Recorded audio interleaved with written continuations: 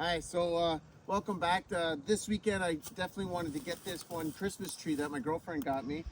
So April, she got me this nice tree and it's alive, but I think it's really root bound. So what I'm gonna do is we're gonna find a good spot, which is going to pan over here. You can see that I'm gonna use this as my pillar right here. This is gonna be the center point of the left side of my property. So that's where we're gonna put it. So yeah, that's pretty much it. We got that. We are going to use, I don't always use a lot of this because I do a lot of organics, but just to get this started, we're going to use a little Miracle Grow and just give it a little touch of that to make sure that she goes good. So we're going to go over here. Going to find a good spot somewhere in around here. There's a lot of moisture in the ground, so we're hoping that that's going to work out. So I've got my chop-fitted shovel, and we're going to just dig a nice hole right here. Now, remember the rules, twice the size of the pot and 3/4 is deep, right? So we want it to kind of stick up, kind of mound it a little bit, but we'll see how it goes here. So let's get started. We'll come back and we'll show you the final product, and then we'll get up into the greenhouse and show you some crisis I'm going through right now. Okay, so we got her in the ground. Pretty simple, right? I mean, but this is just one more thing we're adding to the food forest. It's going to the tree line.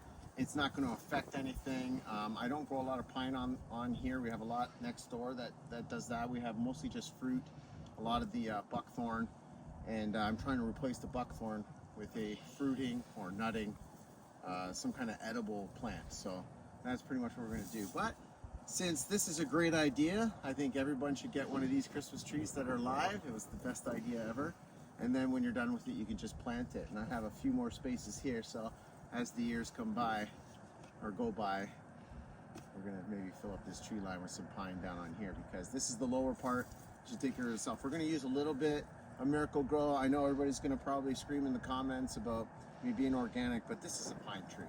And I needed to really have a good boost out here for spring, because it's already had a start and it's kind of turning brown in some areas on some of the new growth. So we're only gonna put a little bit. It's not a lot. And that'll be it. I'll probably never ever touch this with a chemical again. But that's it. So yeah, let's get back up to the greenhouse and we'll take a look at the crisis I'm in right now. Okay, so I'm in crisis right now. All of these plants that I put in, the cherries and the plum cots, I believe this is some type of plum or plum cot. And I noticed that the leaves have really dried up. It must have got really hot in here and then really cold. And I'm pretty sure it's a temperature thing with a little bit of transplant shock.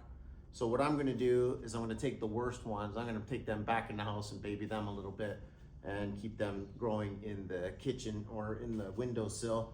I got a dead one here. I'm pretty sure once they get to this size, you can't save that. It's pretty rare that you can save such a small plant that seems to wilt like that, but we'll leave it out here anyways. But we're gonna take a few of them. Now we got these other ones that are doing pretty good. These are the plum cots here, and they seem to be okay. There's no folding of leaves, there's no dryness. The dirt seems to have enough moisture in it. So what I'm gonna do is for now, I'm gonna take the worst ones in, and then I'm still back here tomorrow and we'll assess again. The cherries I put in the first week, they did really well for the first week. That's why I thought it would be okay to do the rest. But as you can see, if you want to get in there a little closer, you can see some leaves are actually folding. And when they fold like that, there's something gonna happen. Something's happening. See, these ones in the front are doing, having a little hard time, and they're curling up too. So I'm assuming these are following it now. Hopefully this isn't a disease. This is just a temperature issue.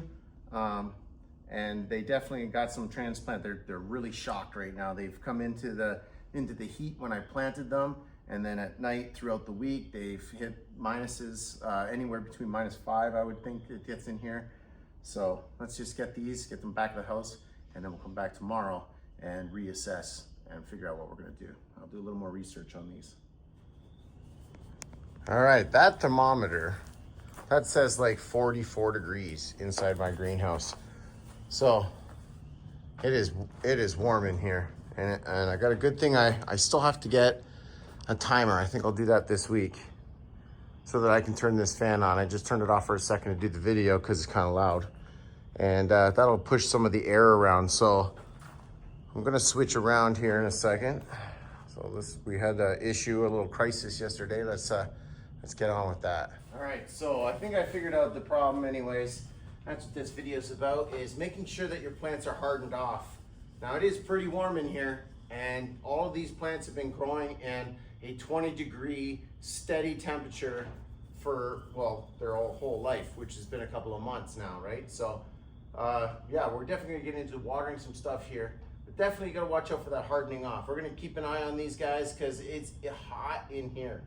So like I said, I'm back here on Thursday, took some time off, and next week we're gonna kind of try and work on the timer, I think, and definitely get that thing working in here so that we can get the temperature in the daytime to be kind of a little more solidified around everywhere, so that the nights that get cold, because we're getting into that time of year where the temperatures are just not getting as cold at night. There's a few, but we got what, 1 week, 2 weeks? And so I got to try and figure something out to keep these guys alive in here. Everything else has already been growing in the greenhouse, so they're already climatized to the greenhouse being hot and cold. They just need water. So, and everything else seems to be doing okay too as well. So let's get at it. We're gonna get this watered up, and we're filling up the tote right now, so we're draining that. We got a few other little chores to do on the farm, and that's about it really. So like I said, we took the ones that were we thought were the worst, and we put them back inside because we're gonna have to harden them off a little bit, I think. Maybe bring them out and put them back and that kind of thing, and so we can get them in here. And hopefully in a couple of weeks I can just open the door wide open and they can handle a 5-degree weather as long as it's not 0. So that's all right. Yeah, everything's watered up and I'm finished for the weekend. So thanks for stopping by, and don't forget to come back next week. We'll make another video. I got so much work to do throughout the summer. We're gonna be building up this food forest, and we'll see what kind of fruit we get this year.